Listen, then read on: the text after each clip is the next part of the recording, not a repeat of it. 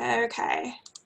And just so we are all clear, the TJPDC Rural Technical Committee is meeting on the afternoon at 1 p.m. It is September 15th with a quorum of voting members through electronic virtual communication of Zoom software application. The meeting agenda and virtual meeting address has been posted for 1 week at 401 Water Street Center East on the TJPDC website and provided to local media outlets and to the general public and commission members.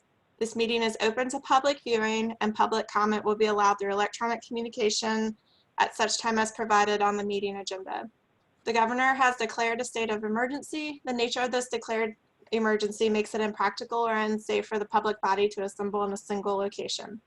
The purpose of meeting is to discuss or transact the business statutorily required or necessary to continue operations of the public body. The TJPDC shall make available a recording of the meeting on its website in accordance with the timeframes established in sections 2.2-3707 and 2.2-3707.1 at the Code of Virginia. The nature of the emergency, the fact that the meeting was held by electronic communication means, and the type of electronic communication means by which the meeting was held shall be stated in the minutes of the public body. We will begin by having each member identify themselves and then the PDC staff members. Please keep your communication devices on mute until you prepare to speak. In addition, you may raise a hand or use the chat feature to initiate a discussion. The public will be muted except for public comment periods. Those wishing to speak are asked to use the raised hand function or chat function of the Zoom program. Participants calling in may press *9 to utilize the raised hand function to speak during appropriate times. And staff will assist the chair in recognizing those who wish to speak and with identifying motions, seconds, and votes. And then, Chair, if it is your discretion, we can take votes by roll call of the members present. Roll call works for me. Okay, let me go back. I'll pull up the agenda, and then Tom, I will turn it over to you.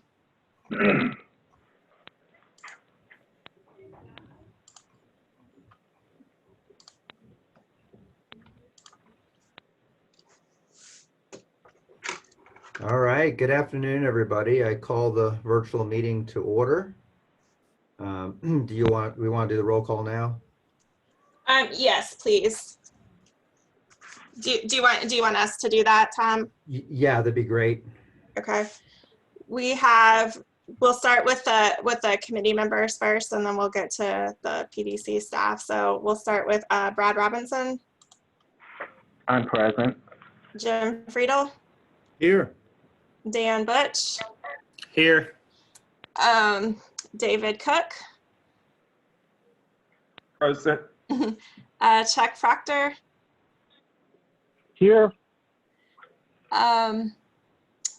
We have Rick Youngblood. Present. Yeah. We have, let's see, Tom Eagland. Present. Steven Johnson. Here. And I'm not sure who the 434 number is. Is that you, Brad? Yes, it is. Okay. Awesome. Okay, PDC staff, we have Lucinda. Chip is here. And Jessica is on as well. Did I miss anybody? Okay. Cool. All right. Roll call is completed. Wait, I didn't get who the 434 number was. That is also Brad Robinson. Oh, okay. Thanks. Thank you. All right. Seeing that we don't have anybody from the public on the line, apparently, I have motion to approve the minutes from the July 21st meeting and request a second. I have to unmute the second. So second. All right, the minutes are passed. We're flying along here. We'll go to staff updates. Who wants to talk about electric vehicles? Do you want me to pull up that memo, Lucinda? Sure, yeah. And that would be me. As part of our work plan this year, we're going to work on a project to assess electric vehicle charging station needs. And basically this is to support the use of electric vehicles in the TJPDC area. I wanted to bring this to your attention and at this meeting ask you if there are any stakeholders that you think I should be working with or contacting, or any tidbits that you think I should be looking into for this project. So in the memo, there's a list of possible stakeholders that could be part of the study. I've listed Albemarle County, the City of Charlottesville, VDOT, electric vehicle manufacturers, Virginia Department of Motor Vehicles, citizen EV users, major employers like the University of Virginia, RideShare for the commuter lots, Virginia Clean Cities, and then the MPO Techs and CTAC committees and the Rural Tech Committee, which is you guys. So I'd like to hear comments and thoughts on it, and specifically if you think that there's anybody else that I should add to this list. I think JAUNT as a transit provider is interested in being involved, of course. Okay. I'm sure Kat would like to be kept up to date. Okay. But I know they have had some negative experiences with electric vehicles in the past. So maybe that would be interesting to learn about. Okay.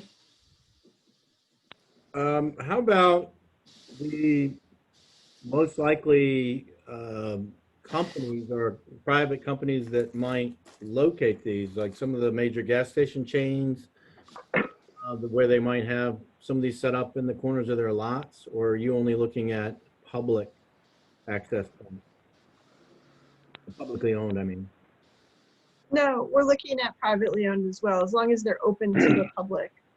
So something like Tiger Fuel with 10, 15 locations in the region might be something, if there are any other chains like that that might play right into this, that might be a good option to add. Thanks.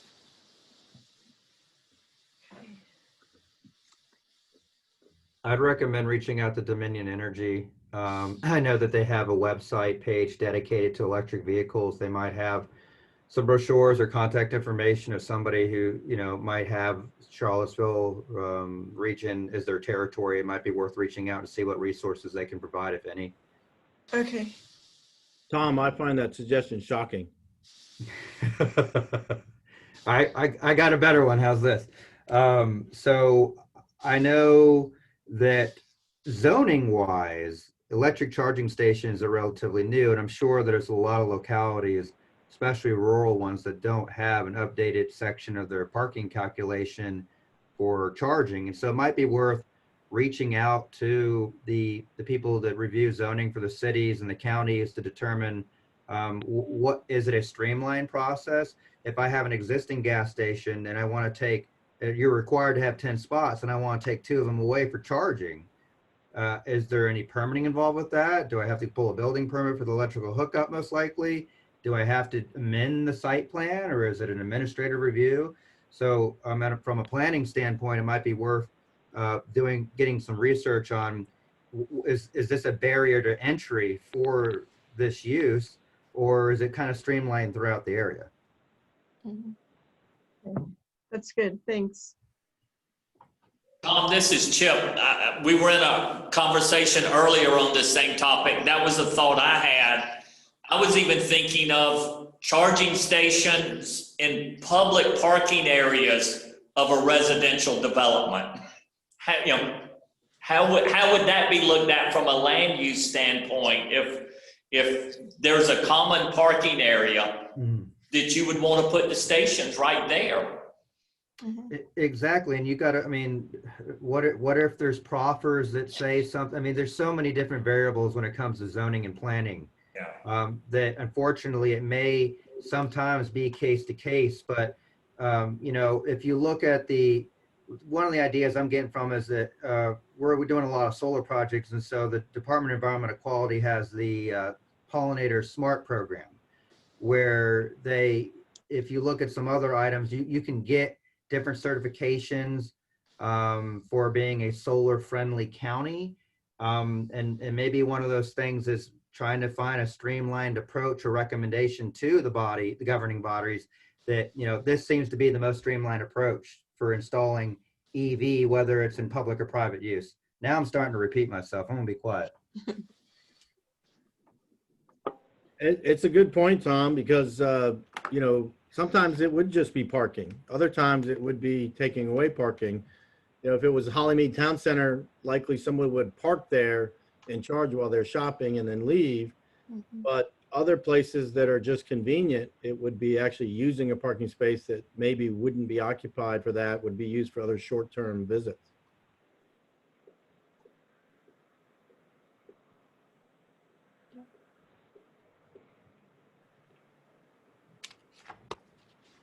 Anything else? These are really good comments.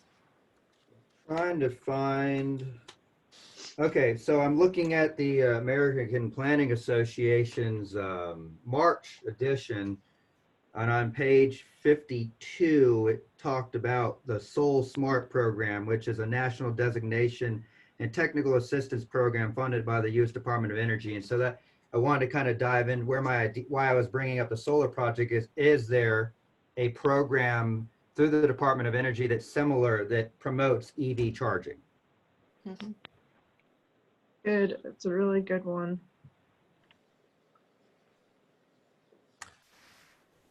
Also for Albemarle County, I worked a lot with them on the Climate Action Plan, which is still in draft form and will be, I believe, to be adopted within the next month. And we have a lot under the transportation sector, just some language about electric vehicle charging infrastructure, and some strategies or goals that are identified, some specific ones, such as developing ordinances and policies to encourage charging stations, but also to pursue public-private partnerships or grants, state federal grants, for additional charging infrastructure. So, I mean, if it gets adopted, these strategies and goals, I believe, will be a part of that and would initiate the planning process and develop those policies.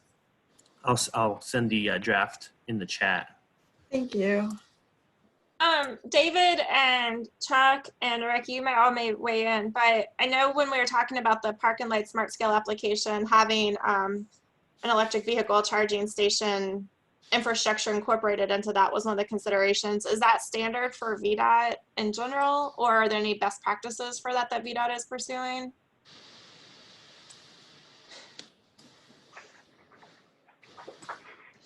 I know that they were looking into it. I don't know if they ever came out with guidance, documentation on that. I'll have to check. Okay. I mean, some of the questions that you all were raising about taking up spots, and most of the commuter lots are for all day, and it's usually a short drive to the commuter lot and then a long drive to your work. So we didn't necessarily, part of the concerns that we had would be like the utility of it for short-term charging. They might get occupied all day for somebody that doesn't really need to charge all day. And that was some of the concerns that we've thought about as part of our process. But like I said, I don't know if they've come up with any guidance for it yet. I know there's some up in Northern Virginia, but most of them are in public lots. We don't really have any in our park and ride lots that I'm aware of. There's been a lot of discussion about it, but right now we don't have any definite rules to follow regarding it. Chuck, I can see how that relates to the park and ride. It definitely sounds like maybe it's something that would be suitable for like rest stops. Yes, like I said, but I'll have to check. I don't know what the guidance is right now. I haven't heard of any specific guidance. I know I've seen numerous facilities, transit facilities that have charging stations. One of the key aspects is having these in different remote locations and everything to have accessibility issues for those. And a lot of these are quick charging stations that people can get in and get out. So I think it's a blend between the economic incentive and the alternative transportation modes and all that ties into it, but haven't seen anything clear and concise. I know I'm on a statewide connected autonomous vehicle group that are working through long-range planning and everything, and we may end up having something out of that specifically mentions part of the aspect of charging stations and so forth. Oh, great. All right, and just so everybody's aware, Lucinda, Dan shared a link about Albemarle's efforts, and David Cook shared some park and ride design guidelines. Oh, great. Thanks.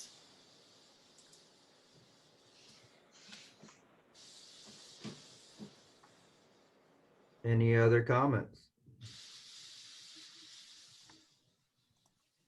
All right, well, thank you very much. We're looking forward to that study. It'll be interesting.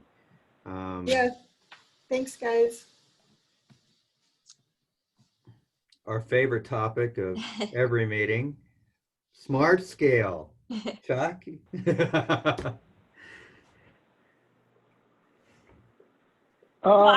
We're finalizing the screening process right now. We're supposed to be done. I've got like two or three left to do. We're finalizing. One of them is in the city of Charlottesville, but everything else I think in the district is through the process. We're still validating the applications, and that process is going to take probably at least through the end of October.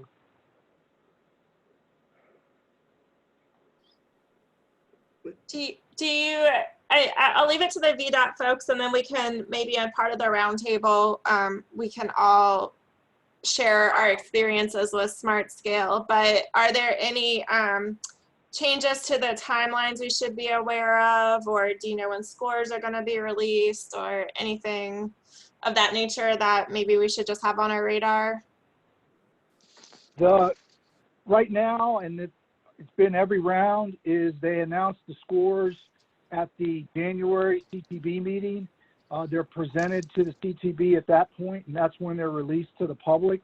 Before then, it's just we're scurrying in the background to try to get all of the applications through the process, scored, and to put together that information so we can present it in January.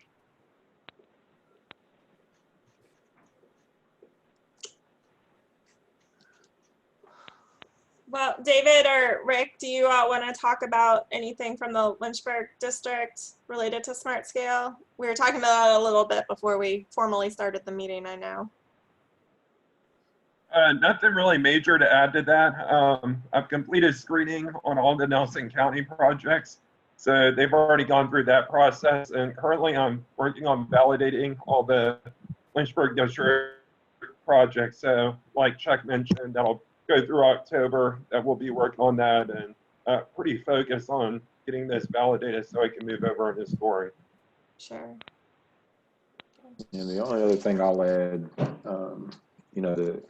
the overreaching document that kind of guides Smart Scale is VTrans.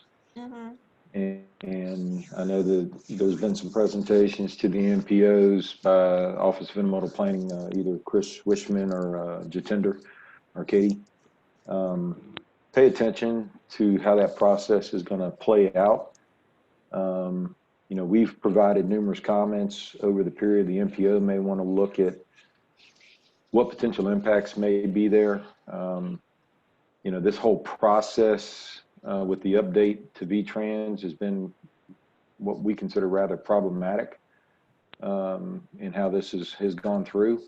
So we have provided pretty substantial comments in regards to what our thought process is based on a number of different issues and performance measures related to Smart Scale and how that plays out.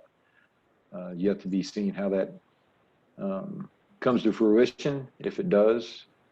But there are some issues that need to be resolved, specifically with data analysis and data use as a part of VTrans and how that is associated to the prioritization methodology that they're using and how this impacts future smart scale rounds for project initiation and delivery aspect. Yeah, that's really helpful to keep in mind. And especially in the rural areas, if you look at most of the prioritized process, it really focuses on, and it's geared more towards the urbanized areas as opposed to the rural areas. And most of our, other than Albemarle County, most of our areas are rural. So a lot of this stuff doesn't even affect you guys at all or help you at all. So you need to really look at it and make sure you provide comments on what you think we need to change so that they can incorporate that into the recommendations. And one thing I will share is, each one of these MPO presentations, we've had VDOT staff participate in these calls, and we will be putting forth comments based on what we heard in each one of these MPOs. And that's not just yours, that's Lynchburg, that's the whole statewide, all MPOs and PDCs that have had presentations. So there is a spreadsheet that is being developed that each one of the district planners will get a hold of and review to support. So we have one voice that moves the comments forward, so it holds a little bit more weight. Because to date, and I think Chuck will probably agree with this, and I know David will, the district planners have not been completely involved in this part of the process for VTrans. We're getting this information, a lot of this information, at the same exact time that you guys are. So it's been been very challenging from our standpoint. So more to come on that, but I think the key thing that everybody needs to hear is VDOT's there supporting you guys. We're hearing the comments that are received and all that's being documented. Chip, do you think, along with trying to reach out to the MPO, do you think we need to do more outreach with the PDC commission as well okay. Yes, definitely. Maybe we'll coordinate, maybe we'll reach out to Chris and see if he can. Yeah. And let me add this too, that is part of the problem with this midterm update is when they do these workshops and stuff, everything west of what I consider west of Charlottesville, which includes part of Culpeper and everything, west, the PDCs, discuss the rural component, but that is not part of this update process. However, because it's not a part of the process is where the issue's coming into play, because as VTran is moving forward in the midterm update, as Chuck said, it's very urban centric. And the rural aspect we feel like is being jeopardized in regards to how those project solutions come forward. And so a lot of the comments that we're putting forth are relative to the midterm update, trying to better tie even that component into the rural so it works for us as opposed to against us. Mm-hmm.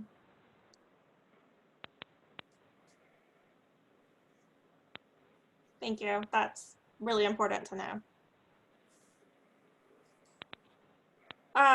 While we're talking about smart scale, before we move on, Chip, do you have anything you want to add related to process?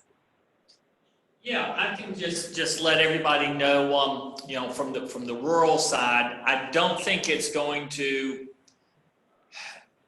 be advantageous, but for the MPO and urban smart scale submissions, our MPO policy board is beginning to look at a process where as soon as the scores are released in January, we'll start reviewing projects to decide what should be the projects to submit in the next round of smart scale so that we can get a jump on the process, and also to identify bigger projects that need more of a public engagement process than we've been providing in the past. Normally for our counties that we work with, And this only affects the projects that the MPO itself is submitting, not what the jurisdictions and the MPO submit on their own behalf. We don't normally do very many, if any, projects for the counties. Most of our counties, they don't have over 4 projects. So I don't think it'll come into play for the rural smart scale submissions through the PDC, but it might. And I know that it'll come up as we're talking about it with the MPO. Somebody will reference that maybe we should do it for the PDC too. So we'll keep you all abreast. I don't see any major changes or problems right now. But if it starts to move in that direction, we'll definitely update you.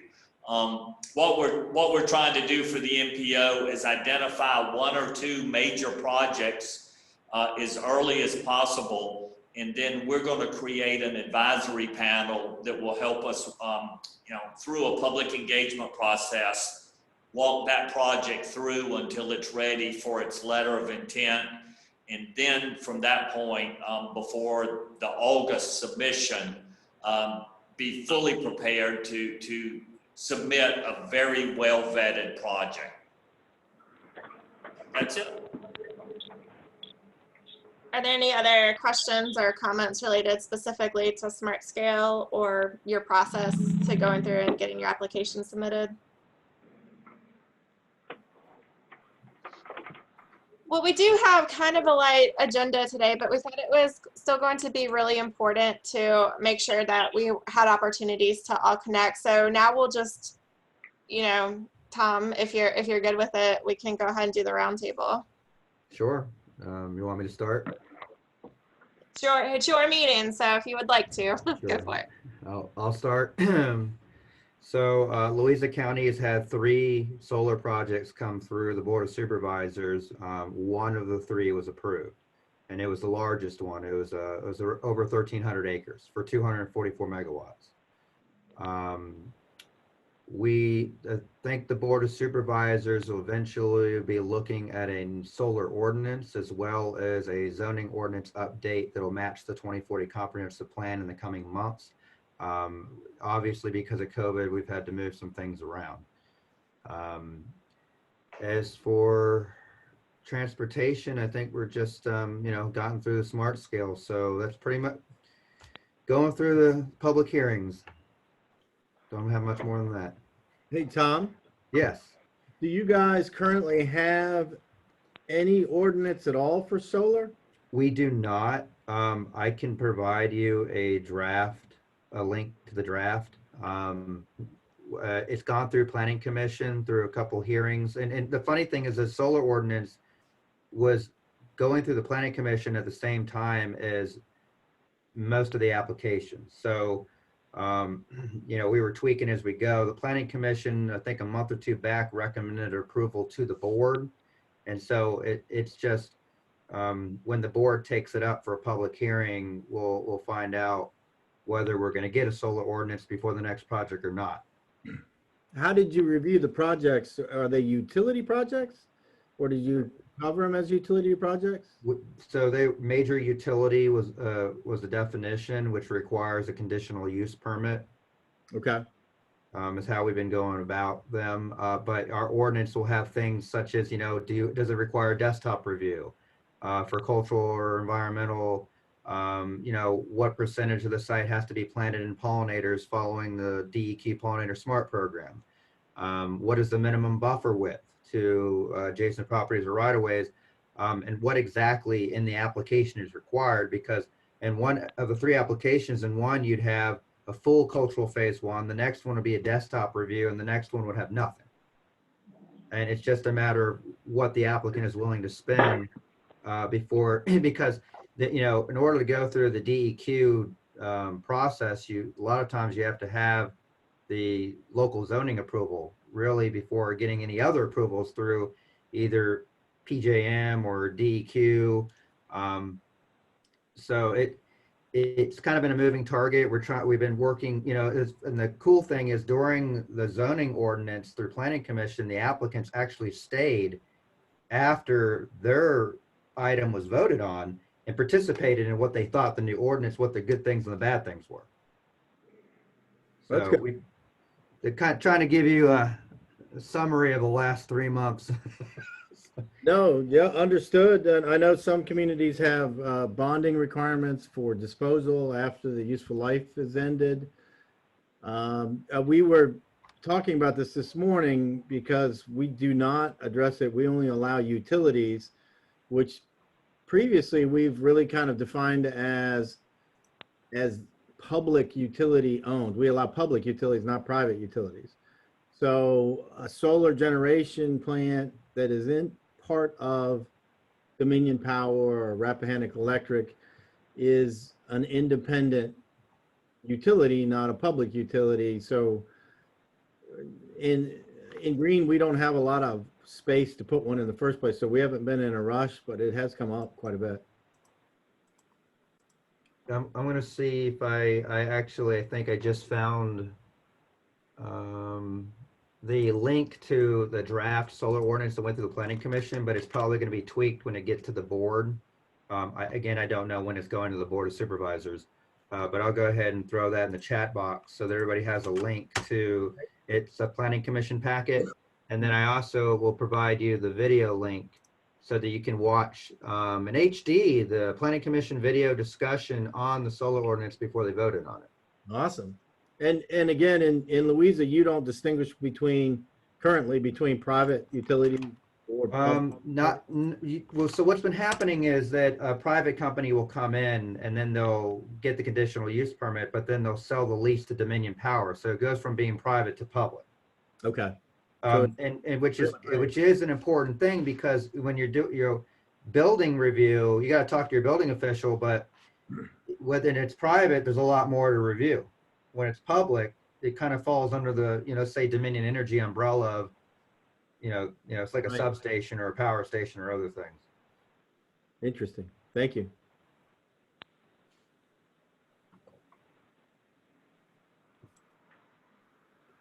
So that's you. That's it for you, Tom. I'll go next if there's if we're. Sure, yep. So, yep. Sorry, I was just making sure my links work. So go ahead.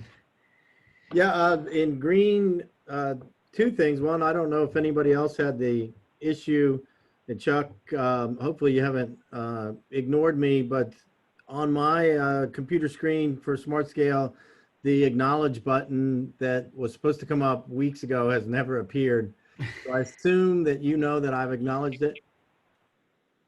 For the state of good, understanding of the project. Yeah, I got an email that said, click on the button, and that button's never appeared. So I haven't never clicked on it, but I'm fully in support of it. I think that was one of the fixes they were having problems with, and it should have been fixed, but I can go in and check. It's been maybe a week and a half since I looked. So, and maybe you just clicked it for me when it popped up, but I haven't seen it yet. Maybe I'm just blind. I can't click it. I click it of the original review, and if it's not right, I basically say, here's what it should be, and send it back to them, and then they have to re-enter the information in or copy and paste it into the portal and then resend it out for me to look at it again. And once I approve it, it goes to you. Okay. Well, I'll check once again. I don't know if anybody else has experienced that issue, or if everybody's been able to click on theirs. We had other issues, but not that one. Okay. Maybe I just haven't checked recently, Chuck. I'll let you know if I don't find it. Okay. Thank you. And then you can answer another question. I think I know the answer, but we have grass growing every 10 feet for every section on the shoulder of Route 33, and it's pretty thick and pretty tall. It's not really part of the mowing. I had a private citizen who likes to bike that makes it difficult, that wanted to know if he'd get arrested if he walked up and down the highway with Roundup. I can't answer that question, but other than the safety issue with him being out there, I don't know. I'd have to I'd have to go back through the residency and find out from maintenance what the policy is regarding that. I know we've had issues with gravel in the shoulder, on the shoulder of the road, especially in a curb and gutter section with bicyclists. I haven't heard grass yet, but that's something that the residency usually handles as part of their maintenance. Yeah, we've got grass as tall as a foot tall in each crack section along the shoulder, and then the shoulders are mostly loose gravel. It actually, I have a friend who lost 2 bicycle tires biking on the shoulder. So, and I can check it down. That's not a big deal. Updates from Greene County. We finally quit using COVID as an excuse and have completed a basic webinar series. We are trying to review hybrid or form-based or a different type of performance zoning in order to achieve the goals of the comprehensive plan, which are more oriented towards Tom's favorite word, human scale, and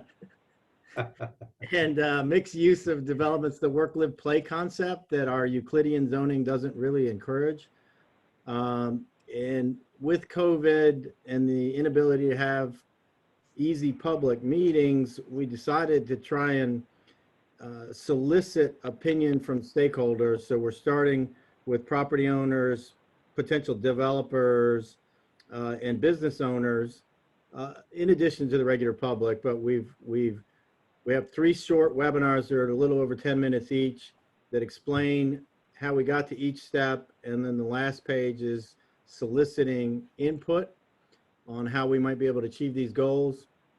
And so that series is up online on our website under the zoning audit category.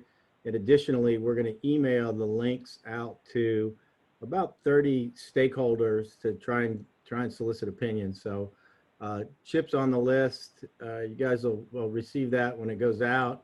Love any input that you can have. And then as soon as we get some of that baseline data, we'll start to attempt to put together a baseline framework, and we'll be looking for some help from you guys at TJPDC to do that.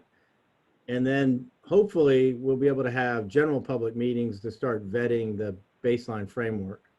But our goal was to start with the stakeholders, because as government owners and as private citizens, we're not the ones that are actually going to create the spaces. The developers and the property owners are the ones that are going to do it.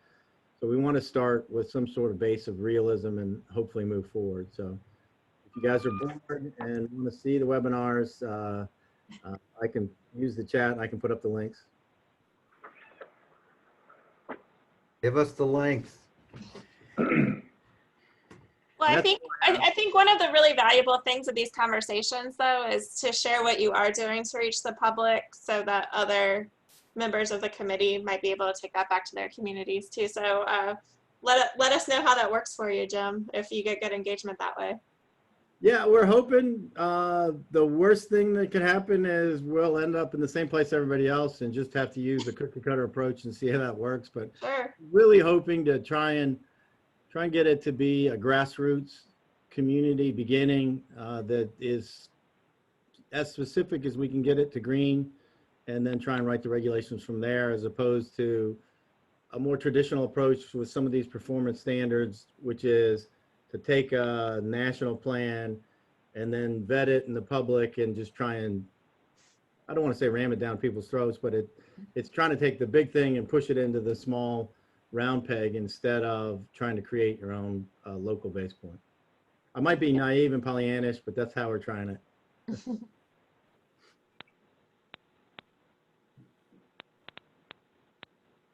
And that was all I had on Greene.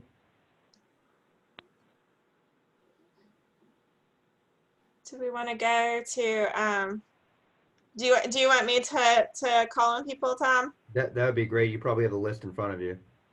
I have a couple different lists. I'll choose one to go through though. Any updates for Fluvanna, Brad, that you want to share? Can you hear me? Mm-hmm. Oh, okay. Our update is almost identical to Louisa's. Douglas Miles has been working this summer on incorporating or looking to incorporate regulations for solar facilities into the zoning ordinance. So I'm going to share the draft that Tom shared with everyone. I'm going to share that with Douglas. We have been approached by a company that's looking to do more applications here in Fluvanna.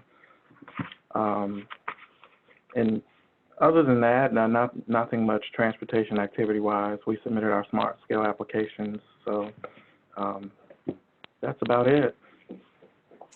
We do have, we're picking Zion Crossroads back up again, so we have a meeting, what's today, Tuesday? We have a meeting on Thursday to get that going again, now that some of the smart scale efforts have been undertaken. We can reallocate some of those efforts back to Zion Crossroads. So that's also exciting for Louisa and Fluvanna. Leanne, do you want to update us on Albemarle? Sure. Just like everybody else, we finished up smart scale submissions. Chuck, you were very helpful with that, and that definitely carried the majority of our attention this summer. And we also, got our thinking rural transportation, the secondary 6-year plan that was approved, and then we had some rural rustics resolutions designated and getting some two new road segments paved.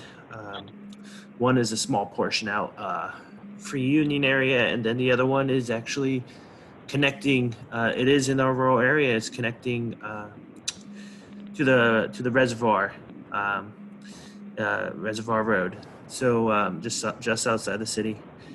And we've also, in community development, transportation planning, we've been working a lot, collaborating more with our facilities department that are administering VDOT projects. So previously submitted applications that were funded. And so we have, trying to improve that process internally, and it's been good to see that. We've also have the Crozet Master Plan. That's the transportation study involved with that. That's been more Kevin involved with that. And again, we don't lead the 5th Street corridor study, but that we should be getting a draft document of that shortly with recommendations, intersection segment recommendations, and that's been over a year process. Also, let's see here, climate action I mentioned, that draft document is going to the board. Again, a lot of transportation was heavily involved in that. A lot of public input towards that as well. And a lot of great recommendations in that. And this has gone to the board, I think, as initial phase 1, phase 2, showing the progress. And now I think the draft document will be, I've been involved with the transportation aspect of it, not the full adoption of the plan. Let's see here. A lot of local development still, development reviews going on. TIAs, all up 29. And a big thing still, a hot topic I think I say every time, is mostly in our rural areas, a lot of speeding concerns, traffic calming requests, and we've been formulating an approach in collaboration with VDOT and Albemarle County Police, being able to identify needs and solutions within this whole process. And that we get a lot of subdivisions that are expressing these concerns. A lot of them don't have sidewalks, and so we have children playing on the roads to just excessive speeding. So that definitely takes up a lot of our time as well. That sums up everything pretty generally, but yeah, that's been on what's been on our radar. Stephen, any updates you want to share regarding JAUNT, or maybe let us know, especially due to the pandemic? I know the MPOs are getting some updates, so it would probably be helpful for the more rural localities to also know how that might impact their ridership too. I haven't looked at ridership numbers recently. We know we obviously had a huge dip when quarantine first went into effect. In the past couple of months, we've started to see that trend back up. We're nowhere near where we were pre-COVID, but we are to a point that we're starting to enact quote unquote reopening plans. I mean, we've had digital infrastructure, so everybody's been able to work who needed to work, but bringing a few of our reservationists back into the office to accommodate the increased demand and demand response trips.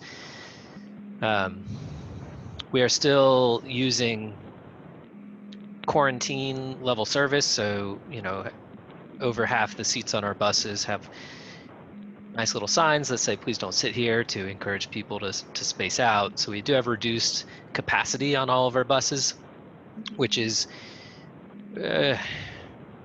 it's important, but it does mean a lot of our traditional metrics about ridership as being a typical metric of transportation success has to have a big old asterisk next to it to say, hey, capacity of all our buses cut in half. But we're keeping on. We're continuing to do all the critical transport we need to, dialysis and that kind of thing. But we're just starting to see the beginning of that upward trend, hopefully back to normal. But there's no saying when we're going to get there.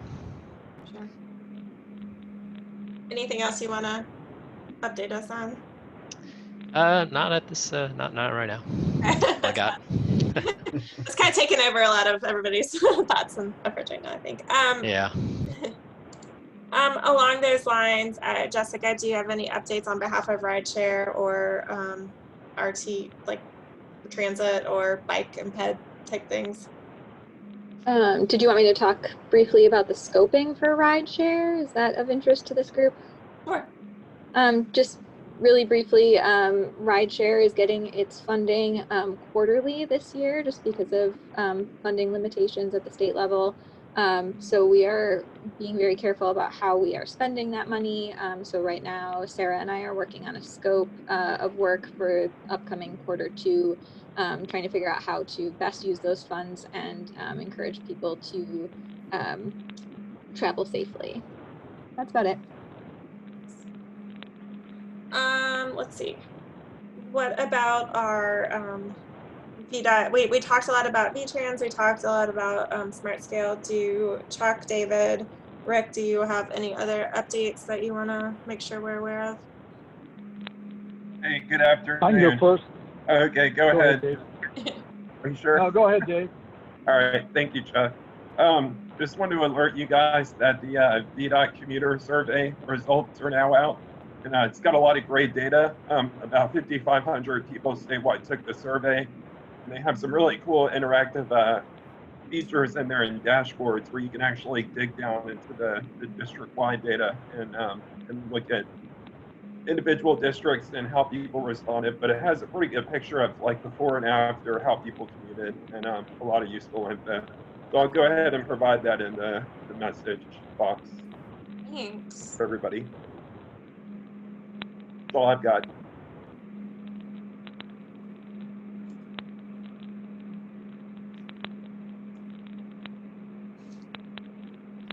Rick, Chuck. Yeah, I can go ahead. Sandy already said that we've got the Zion's Crossroads workshop set up for Thursday. Hopefully we can get that thing back underway. I got a new schedule they're going to release. We're also working on the Metro Quest survey, and we'll be discussing it at the meeting. It's going to go out probably in the next couple of weeks. So more to come on that Thursday. We've also I've got a couple of TIAs in Louisa that I'm reviewing right now. One at the corner store and the other one is for the Shannon Hill Business Park. So those we're looking at, and we'll probably have comments here by the end of the month. That's all I got. Do you have anything else you want to add, Rick? No, I think I've said enough. Okay. Before we go to additional matters from the public, I'm so sorry. There's a cat on the other side of the door. I just wanted to see if there were any topics of interest that you wanted us to prepare. I think one of the things that maybe we're hearing is regarding public engagement and public outreach. Is there any specific topic you would like to make sure we cover in more depth at the next meeting, that one, or if there's anything else that's of interest to you all that we could spend some time preparing for?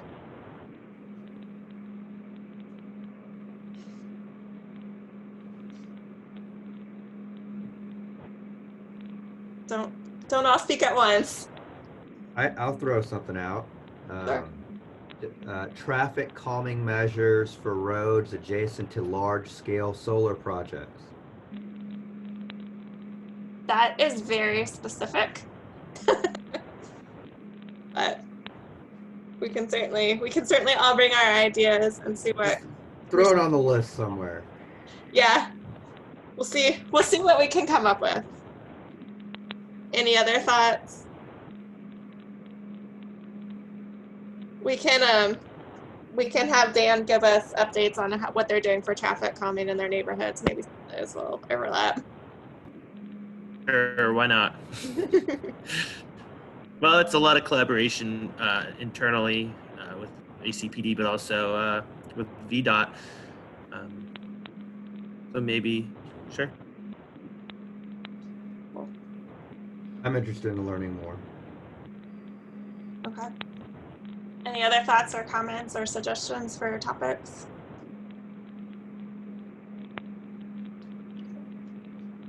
Well, I don't know if Tom, do you want to see if there are any other additional matters from the public? I don't think there's any members Has of the anybody public. from the public joined us? I don't think so.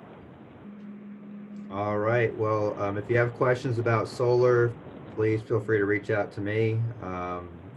If there's anybody comes up with an idea for topics, please let TJPDC know for the next meeting. I want to thank everybody for coming out, and I motion to adjourn the meeting. Thanks, everyone. Thank y'all. Good work. Thank you all. Everybody. Thanks, everyone. I should have told you Nick's on vacation right now. That's why you're. I was stuck on unmute. I'll second your motion, Tom. Thank you, sir. Perfect. I hope you all have a great afternoon. See you guys. Well. Bye. Bye.